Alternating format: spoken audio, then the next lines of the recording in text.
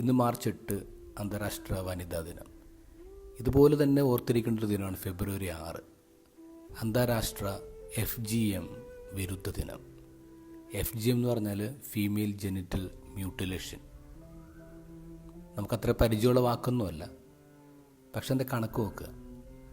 ഇന്ന് ലോകത്ത് 230 മില്യൺ പെൺകുട്ടികൾ, സ്ത്രീകൾ ഈ FGMലൂടെ കടന്നു പോയിട്ടുണ്ട്.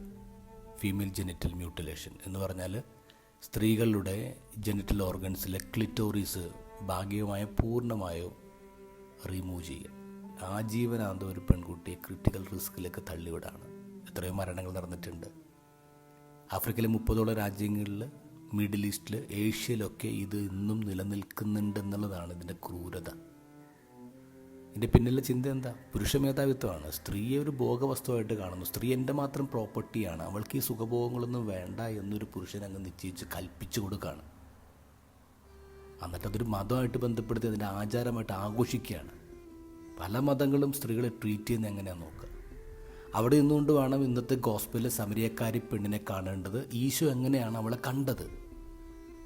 നമ്മളിപ്പോഴും അവളെ കാണുന്നത് എങ്ങനെയാണ്? അവളൊരു പാപം പിടിച്ച പെണ്ണ്, വഴിപിടച്ച പെണ്ണായിട്ട്. കാരണം 5 ഭർത്താക്കന്മാരുണ്ടായിരുന്നു. ഇപ്പോൾ ഉള്ളവൻ അവൻ്റെ ഭർത്താവല്ല. ഇവള് സാറ്റിസ്ഫൈഡ് ഇല്ല. ഇവൾ ഒന്നിന് പുറകെ ഒന്നായി പുരുഷന്മാരുടെ പിന്നാലെ പോകുന്ന ഒരു പെണ്ണാണെന്നാണ് നമ്മൾ വ്യാഖ്യാനിക്കുന്നത്. പക്ഷെ ക്രിസ്തു അങ്ങനെയല്ലല്ലോ കണ്ടത്. ക്രിസ്തു പറയുന്നുണ്ടല്ലോ, നീ പറഞ്ഞത് ശരിയാണ്, എനിക്ക് ഭർത്താക്കന്മാരില്ലെന്ന് നീ പറഞ്ഞത് ശരിയാണ്. നിനക്ക് 5 ഭർത്താക്കന്മാരുണ്ടായിരുന്നു, ഇപ്പോഴുള്ള നിൻ്റെ ഭർത്താവല്ല. നീ പറഞ്ഞത് സത്യമാണ്. ഇത് ഈശോ തമാശ പോലെ പറഞ്ഞതൊന്നുമല്ല, ഇത് സത്യമായിട്ട് ഈശോ പറഞ്ഞൊരു കാര്യമാണ്. അത് അവളുടെ അവസ്ഥ അതാണ്. 2 ഓപ്ഷനാണ് ഇവിടെ ഉള്ളത്. ഒന്ന്, യഹൂദ മതത്തിൽ ഒരു പെണ്ണിൻ്റെ ഭർത്താവ് കുട്ടികളില്ലാതെ മരിച്ചു കഴിഞ്ഞാൽ അവൾ അയാളുടെ സഹോദരനെ കെട്ടണം. അവനും മരിച്ചാൽ അടുത്ത ആളെ കെട്ടണം. അങ്ങനെ 5 ഭർത്താക്കന്മാരെ സ്വീകരിക്ക് വേണ്ടി വന്ന ഒരു പെണ്ണായിരിക്കണം ഇവൾ.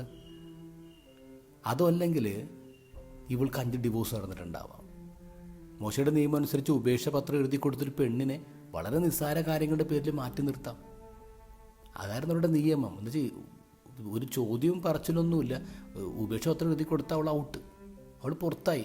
അങ്ങനെ അവൾ ഒരു ഇരയായിട്ട് മാറിയ സ്ത്രീയാണെങ്കിലോ? അതിനാണ് സാധ്യത കൂടുതൽ. അങ്ങനെ ഇരയായിട്ട് മാറിയ പെണ്ണിൻ്റെ മുന്നിൽ ഈശോ നിൽക്കുന്നത്. അത് ഈശോ അവളെ മനസ്സിലാക്കുന്നു എന്നുള്ളതാണ്. ഈശോ എപ്പോഴും ഇരയുടെ കൂടെയാണ്. ഈശോ എപ്പോഴും അവളുടെ കൂടെയാണ്.